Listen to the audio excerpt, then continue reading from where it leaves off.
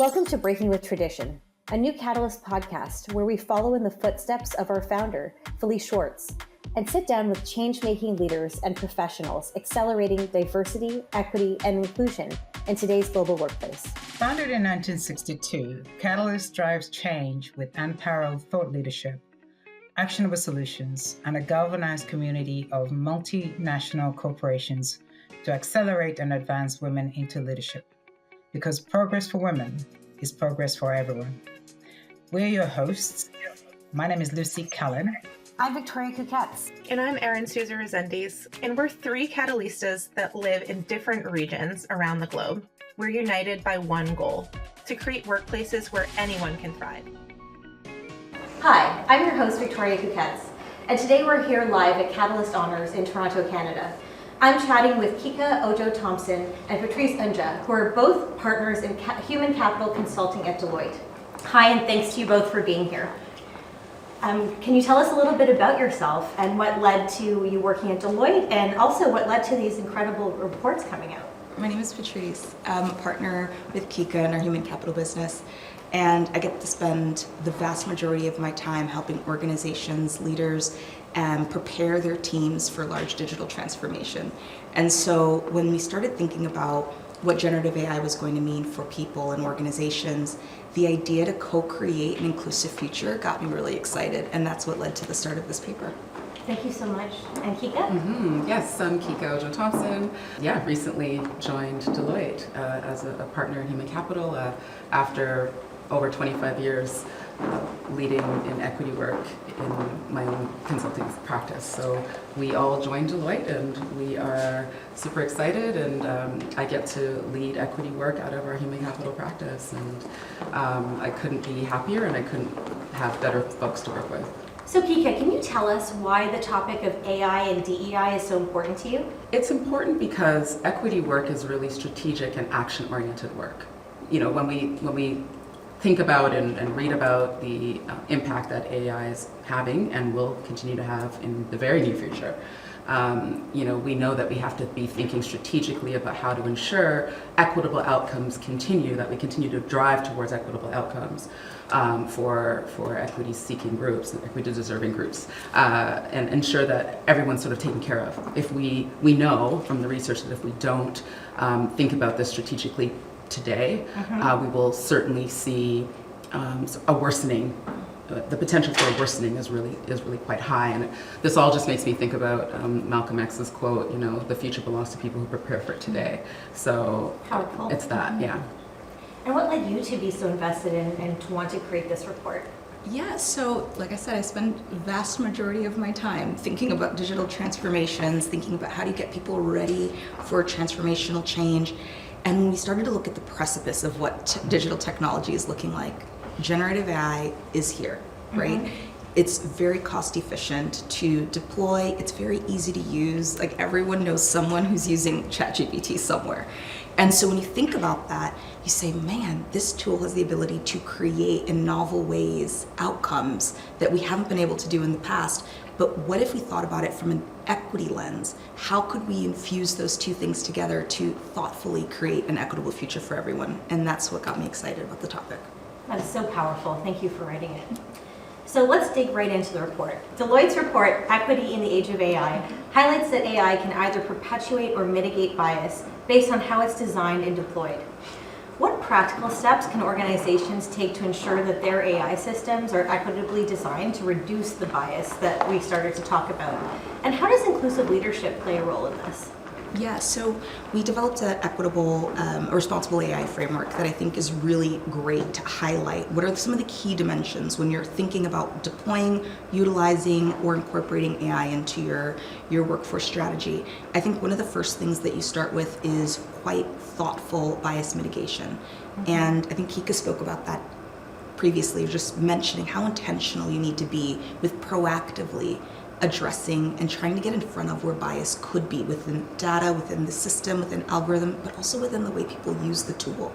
Because there's still a lot to be learned about how do we as humans engage with this new technology, which is designed to mimic, in a lot of ways, human interaction and human thinking. And then I also think there's a huge space around governance Yes. How do we govern responsibly this tool?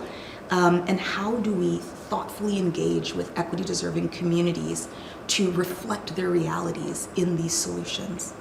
That's some of the things that I think keep it interesting and force us to kind of get proactive about it. Absolutely. I love the point that you're making about embedding that equity lens and that DEI lens right from the beginning, because we actually know that's foundational to all of our work, whether it be AI or any other kind of strategic initiative. So Kike, I'd love to bring you in at this point because parallel to this powerful report, there's also the AI and DEI report coming out of the Deloitte Institute as well. I'd love to get your sense on what is the role of the Chief Diversity Officer in all of this? Yeah, I mean, certainly, this piece around the leader's role, the role of leaders on ensuring great accountability, monitoring, regulation, and sort of just ensuring that the commitments that the institutions and the corporations are making continue through with this work. So I think, I'm thinking a lot about how those roles are set up today.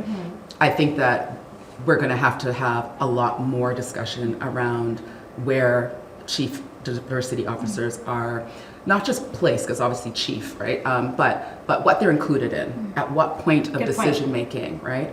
And I think that that what we're going to have to get clear about as CDOs, what CDOs are going to need to be clear about, is that being responsive is a really critical part of the role. What I mean by that is, and it's a really simple question that I share with clients, is always ask, what problem or problems am I trying to solve?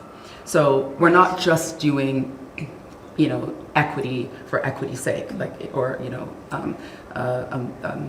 an inclusion program or this. It needs to be responsive. Like, this is the time. It's a very serious point in our journey with equity work. That the work has to be responsive to data, responsive to outcomes, naming the issues, naming the direction we're trying to head in, being clear. So exposure, reach, access, all of that is going to be really important for the CDOs going forward. I think you're absolutely right. We're at an inflection point right now where I think we're all being asked to be data ethicists, but diversity and inclusion professionals are the original ethicists when it really comes down to it. And so, I'd love to get into a little bit later about how we position ourselves as those strategic advisors and how we can actually coach our leaders to put us right at those foundational decision-making tables. But first, I'm going to go over to Patrice. So you co-authored the Deloitte report. And so I'm just wondering if you can speak to some of the challenges that Black professionals face when it comes to AI, and maybe what some of the opportunities are as well, because what we know is that here in Canada and beyond, there is a large trust gap around the uptake of AI and innovation, and that's ultimately leading to the productivity gap here as well. So these things are so interlinked. So I'd love to hear some of your reflections. Yeah, and I think this topic is so interesting because everyone is doing some form of research about what's happening, and I think there's a few different dimensions that impact Black professionals. If we just start even at the board level and executive level, like Kike left us off in the last question, there was a 2023 federal government report that said less than 5% of board roles are held by visible minorities. Oh my gosh. And even less by Black professionals and executives. So when we think about how we are designing equitable governance models, data and privacy, incorporating generative AI tools into our strategy for our work and how we go to market and support our clients or support communities that we operate in, we have to say who's making these decisions and how are we bringing in the voices that help us create a holistic understanding of what these benefits and challenges could be going forward. There was another really great study done by StatsCan that said about 40% of roles may be automated by AI. And that got me really excited because I said, ooh, well, when we think about the spoils and the benefits of AI, who is it benefiting and who is it not? And those roles are predominantly held by equity-deserving individuals, right? So we're talking about front-end food counter support attendants. We're talking about some of the general business support roles. where we see an overrepresentation of Black professionals. So if we're looking at the future and saying, these things are going to be automated, how are we proactively upskilling, reskilling, or redesigning work in a way that takes advantage of all of those unique skills that those individuals have, and hopefully repositioning them in a different way. And then the last one that I think we always talk about, which is bias in general, right? Which is, can we trust this tool to create outputs that reflect our purpose, our values, and the type of world that we live in? And I think there's still opportunity there. It gets me excited when you think about hiring. Obviously, you're using Gen AI for hiring and some of these tools to hopefully dismantle barriers. But what happens when you also use the tools and they could potentially perpetuate stereotypes or perpetuate bias, and how do you mitigate that? And so those are some of the things that I think Black professionals, but all equity deserving professionals need to be thinking about. Absolutely, and I think to your point, we also have to make sure that the harms aren't being compounded as well, right? Because as these technologies accelerate our ability to create new systems, to really leverage and make things faster, we have to make sure that the harms aren't being compounded, right? So Kike, I'm just wondering, what are some of your reflections on this as well? I'm really thinking about groups that need to be protected. Yes. And that there's a protective stance. So when we think about, even something I saw on social media recently talking about sort of glasses that can look at someone and have all of their sort of personal identifying information exposed. I mean, scary. That is actually, a security threat. Particularly for identities where they are being targeted for whatever reason, right? So we have to have a protective stance. The other thing I'm thinking about is how we think critically about inclusion. And this is something I'm very passionate about, is understanding that when we, there are a number of terms that we use in this work, and often interchangeably. A bugaboo of mine, for the record, because they can't be used interchangeably. They have particular meanings, they have limitations. So when we talk about inclusion, for example, we're really talking about who's invited and allowed, quote unquote, to be at the decision-making tables. But our presence, so this is where representation, we need to be critical on representation, have a critical approach to representation. Right. Because just being at a table doesn't mean that you have equal voice or influence over said table. And so when we talk about, representation as the answer, the solution to the future of AI and sort of, resolving some of these worries, it's going to require going past inclusion, getting into anti-oppression, anti-racism, decolonizing, etc. That's going to be required because we have to start thinking about the socio-political, context of our identities and what each of our identities means when we get to the table and how power is relating, what are the power relations at said table. So just because I'm there doesn't mean I can prevent this problem with regards to AI or ensure, that these groups are hired. I mean, some of what Patrice is saying is so true around who's overrepresented in which levels of employment or which types of employment. But that in itself it shouldn't be the case, right? And so we have to be thinking larger and more systemically about, who ends up where and why, and problematizing that together, right? So that we can break some of that up and break down some of those barriers. I love that, and I think about the intersections throughout the entire development pipeline. When you think about it, 1 in 4 researchers are women, and to your point around disproportionate impacts of whose jobs are going to get automated, it is traditionally people who have experienced barriers to inclusion. And I think I read another data point that it's women, the roles traditionally held by women are most likely to be automated as well. So what we need to do as leaders is really think about those intersections and those identities and not create another she session or what we saw in the pandemic. We know better now, actually, and so I think the word is responsibility, right? And that's what we're talking about here. And so that's what I want to ask you next, Patrice. What does responsible AI look like in practice? And what is the connection between, DEI and increasing trust when it comes to AI and innovation? Oh, that's a really great question. I think responsible AI means intentionally thinking about how we design, use, and continue to grow these solutions in a way that supports our society. I love that. Right? And so the word intentional is by design.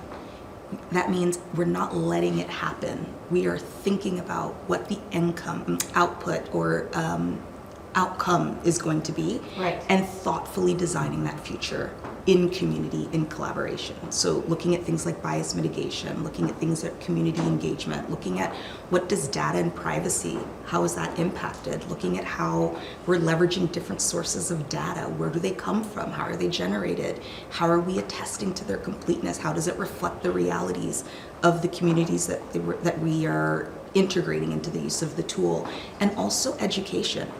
And Right. that one's a big one, because there's education on how to use these tools, how to democratize access to these tools, but there's also education on equity. Some of the things that Kike was mentioning, do we understand enough about where we want to go so that everyone gets to be part of the bias mitigations? Because it's not just equity deserving people that need to be looking in there and saying, you know what, I think this is something we can improve. It's all of us. It's about taking responsibility for the journey, right? Exactly. I think a lot about, I love that you broke it down, and I love that the report actually creates that guide and that journey map of how to be thinking about this, because at the end of the day, the work's not easy, but we have to take responsibility for it.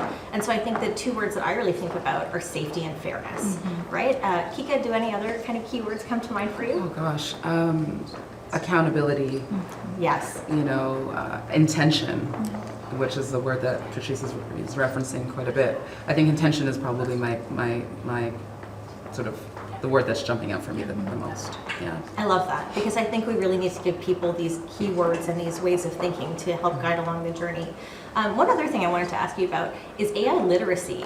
I'm wondering if you have any thoughts or suggestions or even stories around, communities or groups or organizations that are starting to do this well, and what that kind of investment in and upskilling and reskilling actually might look like in practice.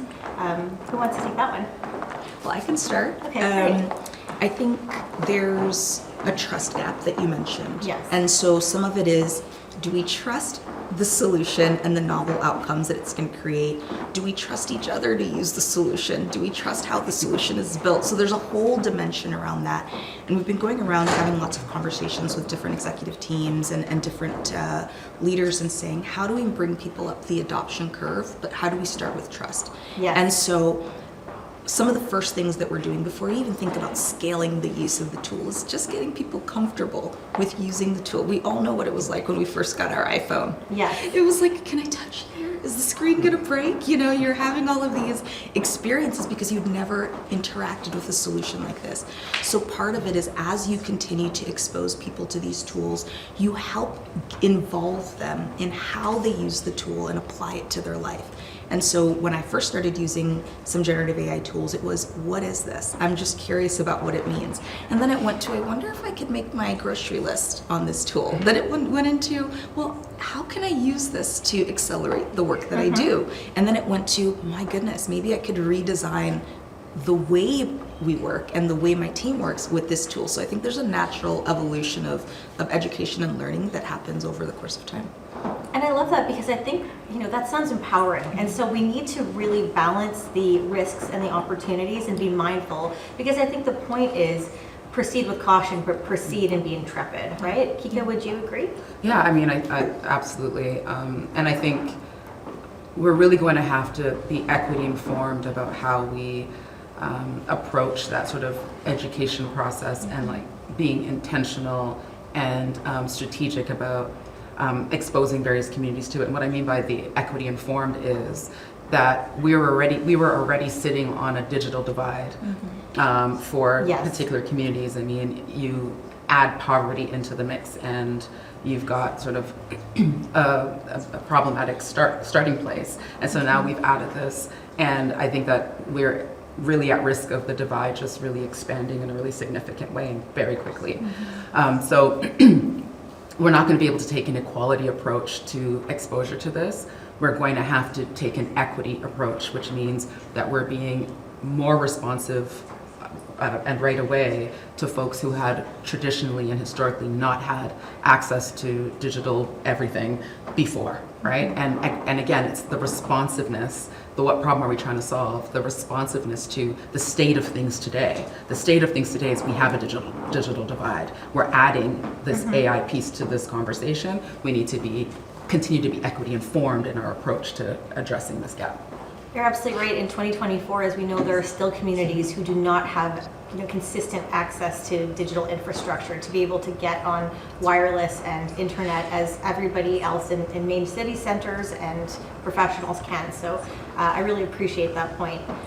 I want to dig in a little bit more to this conversation about the DEI professional in this very changing and exciting but transformative landscape.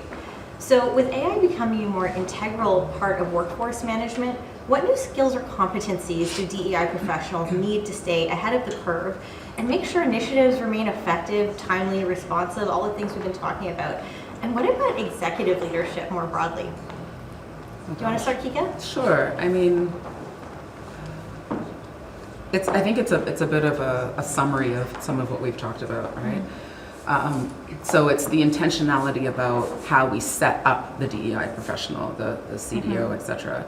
How we set them up in terms of the level of influence they have in the organization, literally where it sits, so that there's some authority attached to the office, that there's support. This cannot be done by one person or a very small team. It just, right. So how are we resourcing that office, that person, and what spaces do we give for that person or that team to have that influence? Because what you're trying to do is create system and organizational change, and that is a culture shift piece too, right? So if you can change the culture of an institution, you can enable these changes.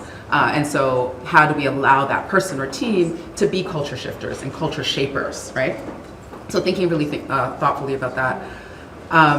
And then I think for the actual roles, we're going to see the need to be very data responsive. Yes. In a different way. This is not do a bunch of programming all year because we're responding to this day and this moment and this Heritage Month and things like that. It cannot be that. Because the worry is, doing that, and then we're seeing these outcomes sort of get increasingly problematic, and we have this office, so these things shouldn't be happening. Well, it depends on what that office is mandated to do. And where they leveraged. And right? where they are, and whether or not they're leveraged and where, so, yeah. I love that, thank you. And Catalyst actually has a model for inclusive leadership, and I think it's never been more timely than right now, because it really looks at what leading outward looks like for an organization, but I think more importantly to this conversation, what leading inwardly looks like as well, and really having that self-reflection, not using the same levers or leadership instruments, but if you are really fine-tuning them to this moment because of the opportunity for great acceleration and really speaking to that 50% trust gap we have in Canada, but also ensuring that we're being responsible about not creating harm, right? I actually want to layer on to Kika's comment, Yes, because I got please do. really excited because she mentioned two topics that are really important. She talked about technological literacy and comfort, because there's going to be all of these new solutions and tools, and understanding how that weaves into your equity landscape. And two, data fluency and comfort with making data-driven decisions and all of Yes. that. What also gets me excited about these tools is it's going to actually potentially free up more capacity for humans to do what humans do best. And so when we were writing the paper, we actually leveraged an AI tool to say, Right. how can let's throw this paper in here, let's see if it's gonna identify some stuff. And gonna be honest, it identified some really amazing points, but it didn't get everything. And when we had an equity informed smart reader go through it, there were nuances that only a human could identify. She understood the syntax, the nuance, the tone, aligned with our purpose, our vision, and our aspiration, and was able to say, you may want to say this differently. And I'm so grateful that we had that AI tool to accelerate her effectiveness, because we only had a few, review cycles with her. And so to be able to say, you don't need to focus here. Help us see what's between the lines that other people may pick up that now I don't see anymore because we've been writing this paper. And I think that's what gets me excited, especially when we think about EDI leaders and teams and how they can continue to influence change. It's how do we put their useful skills and their nuance into the areas that are going to drive the most value, as opposed to spreading them so thin. So for our last question, I'm actually going to ask you both to put on a futurist lens for a moment and really envision the future of AI and DEI in the next 5 to 10 years. So Patrice, maybe we'll start with you. Okay. So how do you envision AI transforming the landscape of DEI over the next 5 to 10 years? What opportunities do you see for AI to really serve as a catalyst for creating this inclusive and equitable future that we're really working towards? Ooh, such a good question. Hard one to land on. Okay, so let's start. I work a lot in banking. And so when I think about AI and generative AI, I think about what are the opportunities to improve our access to funding or access to loans and collateral. And then I think about all of the different criteria that we use to maybe give credit or give loan. How can we look at more robust criteria that reflects the nuances and cultural nuances and shifts between different groups and provides more equitable access to banking services and funds. When I think about healthcare, thinking about preventative and also very intentional and personalized health services. So what does it mean to be able to look at an individual and pull in all of these different data points about their experience, their life, where they're from, their ethnicity, and incorporate that into a holistic health experience? Or thinking about breaking down language barriers with enhanced natural language processing and being able to incorporate people that traditionally may not have had access to services or education in the same way, and now all of a sudden they can create personalized learning experiences. Like, the world is fundamentally going to change, and we are at the beginning. And so that's what makes me excited, because the D&I landscape in general is going to be different. The way that we're going to need to inform and drive equity is going to shift as these tools start being incorporated in every part of our lives. And that's the part that gets me excited too about the future. And that made me really excited about another part of the report was the fact that you used use cases and did some storytelling around how this actually looks in practice. And I love that example around creditworthiness and around health equity and impacts as well. So everybody really needs to read this report. Kike, I'd love to give you the final word. I was just going to here. add that, I think equity work has gotten to where DEI equity work has gotten to where it is because of evidence, because of data, because of research, and the ability to access research and evidence and data that's this readily due to AI has the potential to catapult our work and make us faster, more responsive, all the things. So I think I'm excited from that perspective. It's going to just give DEI professionals, it's going to be so enhancing of the work that they do and the work that they need to do into the future. And that's incredible, because our field is critical in this moment as it has ever been, and really has the opportunity, the knowledge base, the frameworks to steward Canadian leadership and international leadership through all this change management. So I can't thank you both enough. This was an incredible and powerful conversation. I think to sum it up, when we think about what keywords we really want to be left with, accountability, safety, fairness, responsibility, intention, exactly. And so may we all carry forward with all of this in mind. So thank you very much. Thank you. Thank you. If you like what you heard today, be sure to subscribe to our podcast wherever you listen. Watch on YouTube or find us on catalyst.org/podcast.